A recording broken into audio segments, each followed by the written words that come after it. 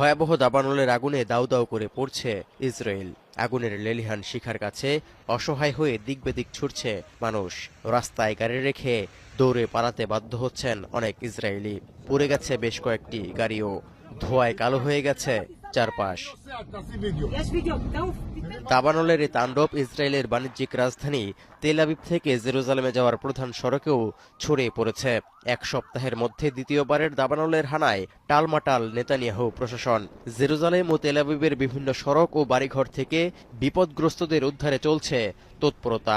ধোঁয়ার কুণ্ডুলিতে শ্বাসকষ্টের কারণে অসুস্থ হয়ে পড়ছেন অনেকে। প্রচণ্ড তাপ এবং বাতাসের কারণে জেরুজালেম থেকে ছড়িয়ে পড়ে দাবানল।